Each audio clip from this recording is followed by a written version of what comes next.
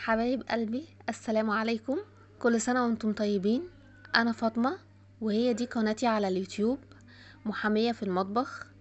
والنهاردة انا هاخدكم في جولة نروح فيها على معرض بيسكو مصر علشان نشوف اسعار الكحك العيد السنة دي 2025.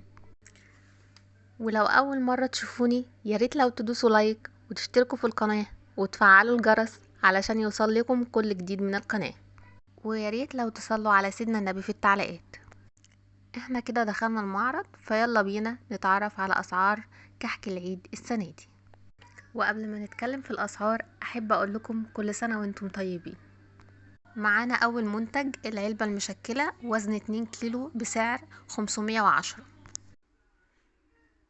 ومعانا كمان علبة مشكلة وزن كيلو بسعر 275. وعلى فكرة العلب المشكلة هتكون اختيار كويس جدا في الهدية. ومعانا الغريبة وزن كيلو بسعر 320 جنيه.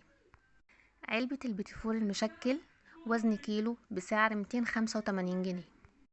أما بالنسبة لأسعار الكحك فمعانا الكحك السادة وكحك التمر وكحك الملبن اللي هي العلبة الخضراء، ومعانا كحك العجمية سعر موحد 270 جنيه العلبة وزن كيلو.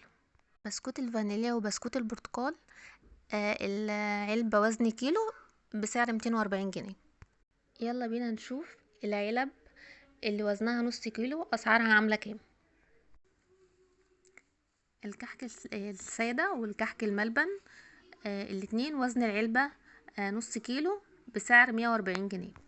يلا بينا نشوف سعر البسكويت العلب النص كيلو. بسكوت الفانيليا وبسكوت البرتقال سعر العلبه 175 جنيه. سعر كحك عين الجمل العلبه وزن نص كيلو ب175 جنيه. وسعر البيتيفور العلبة وزن نص كيلو 145 جنيه.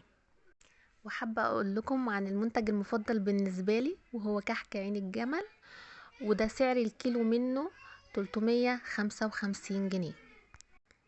عيد سعيد عليكم كلكم طبعا، وياريت لو بتفضلوا منتج معين تشاركوني بيه في التعليقات.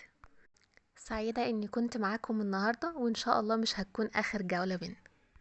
احنا كده خرجنا من معرض بيسكو مصر، اصل الكحك في مصر. واشوفكم ان شاء الله في فيديو قريب. مع الف سلامة.